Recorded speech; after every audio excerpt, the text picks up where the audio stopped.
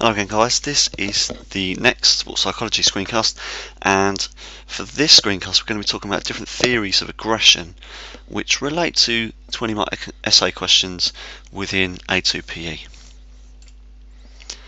Alright, we have four main theories of aggression which you need to have knowledge about.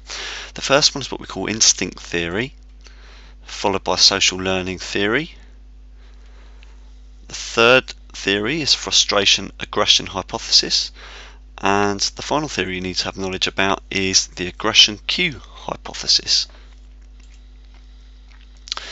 Instinct theory is one of the two most basic theories because it's a little bit like trait theory when we're talking about personality, so the concepts sort of overlap a little bit. And in terms of instinct theory, it's related to our own personal traits or genetic characteristics. So it's this idea that aggression has passed down through our genetics to become part of our overall makeup or characteristic. And therefore, instinct theory suggests that your behaviour is always predictable. For example, if you get into a car, you're always going to be aggressive. If you play rugby, you are always going to be aggressive. It suggests that there is this prediction of aggression that's always going to happen whenever you do certain things within your life. As mentioned earlier, it's genetically inherited, and this theory suggests that within us all, no matter what personality characteristic you have, there is this dormant trait of violence, which we call death instinct, that lies within you. So at any time, be it you quite a shy character or be it an extroverted character, at any time something could just trigger you and you could become aggressive. That's your death instinct. And this theory evolves in the fact that it suggests that we need this death instinct. We need to release our aggression every now and again to give us some sense of catharsis, so a pressure release.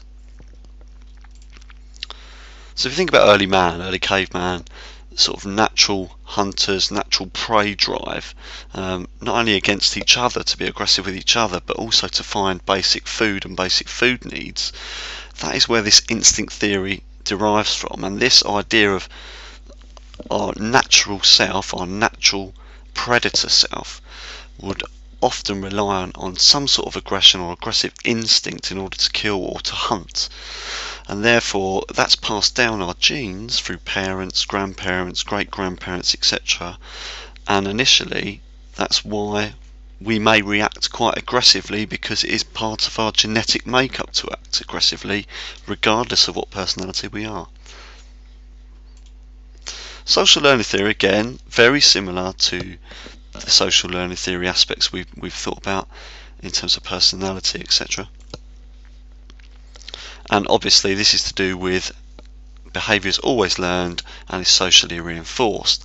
And in terms of aggression, we're saying that okay, we're aggressive not because of genetics anymore, but because of what we've learned through our own environment, how we've been brought up by our parents, how we've interacted with social groups, what our teachers and coaches and role models have shown us. And therefore aggression can be copied, and once it is reinforced, it becomes more part of the normal lifestyle that we develop.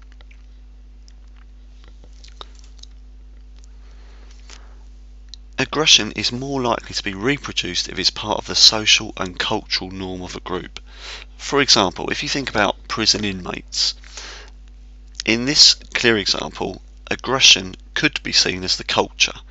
I'm not saying this happens at every prison, but in terms of the stereotypical prison behaviour, it could be seen as part of the culture. In terms of a fight is okay. It's okay to have a fight with others.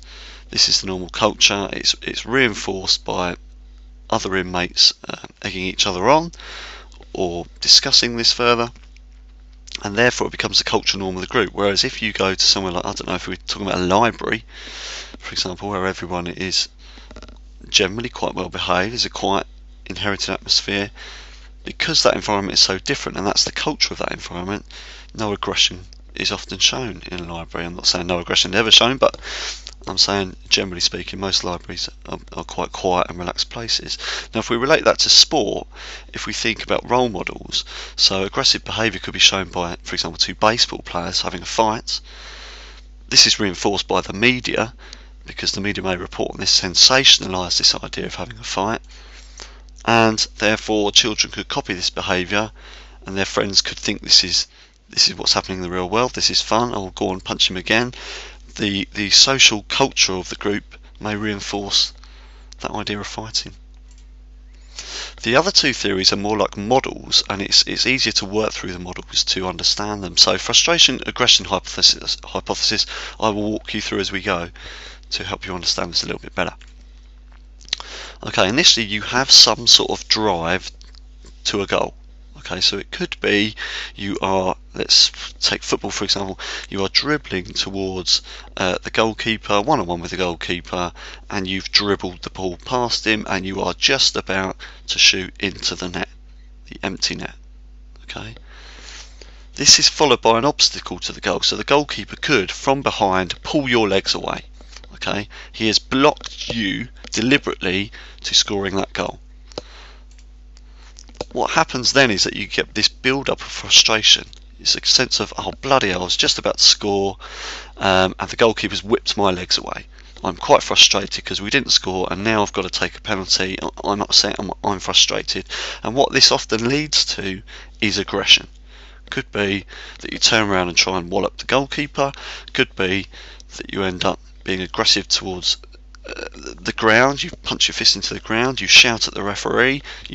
Some form of aggressive behaviour has happened because somebody's blocked your opportunity. What this often then leads to is punishment for yourself. So because you've gone up and screamed at the referee might brandish a yellow card and say, actually calm down, I'm sending the goalkeeper off, but for you, for your aggressive behaviour, you're having a yellow card. And that leads to more frustration. And what happens then is there's this massive cycle between frustration, aggression, punishment. So you get this build up and sense of getting more and more frustrated, the aggression level gets higher and higher, and it starts to accelerate. Okay, so it's this constant build up of frustration leading to aggression. That's what this theory suggests.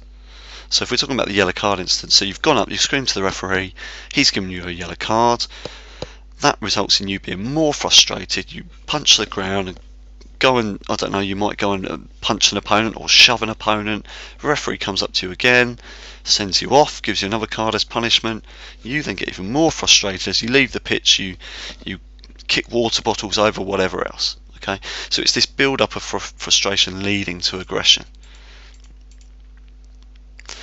Now, how do we get out of this? Well, frustration aggression hypothesis suggests that the only way to get out of that endless cycle of frustration and aggression is if the aggression gives you some element of success.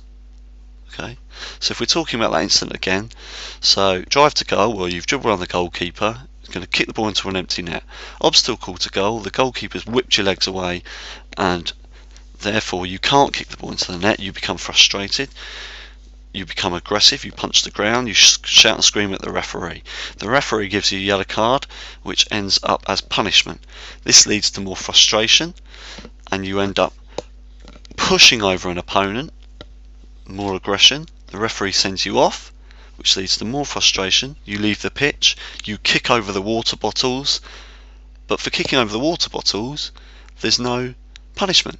So therefore, finally, eventually, you've got your success. You've taken your aggression out on something, and that's what we call success in that moment, because there's no punishment. And that gives you an element of catharsis. And catharsis is this release of aggressive energy. It's like a weight lifted off your mind. It's almost like you feel frustrated at something and you punch the ground, and through punching the ground you know it's not doing you any good, but it's releasing that aggressive energy, and that's catharsis. So key points to note about this then is that frustration only develops when goal-directed behaviour is blocked within sport or within any sort of form of life. That frustration can occur through environmental situations. So the situation that's happened around you elevates that frustration. And as we just mentioned, if the aggressive act is successful, so if you get away with it without being punished, that becomes success. You get that cathartic release. It could be that you're playing a game and you kick an opponent and the referee doesn't book you. Your aggressive act has given you some sort of success. You've got catharsis out of that. The last theory is aggression cue hypothesis, and this is slightly different to the theory that we've just explained, but works in a similar style in terms of the model to it. Initially, it discusses this idea of an environmental cue, and what we mean by that is it could be an event as such, because it raises your arousal level. The environmental cue has to raise your arousal level. So when we talk about an environmental cue in relation to this, it could be, for example, we are playing in the Olympic final for netball, for example, when netball was part of the Olympics. So the environmental cue could be the increased crowd, the increased pressure, the increased hype of the environment. Now that means that you personally could have increased arousal. You could be nervous, or you could be up for the game. How does this cause aggression then? Well, because you've got this increased arousal level, it then puts you on a fine tilt, or what we call an edge. And to tip you over that edge to make you become aggressive, the aggression cue hypothesis states that you need some sort of trigger or an aggressive cue for you to want to become aggressive. So we're in the Olympic netball final.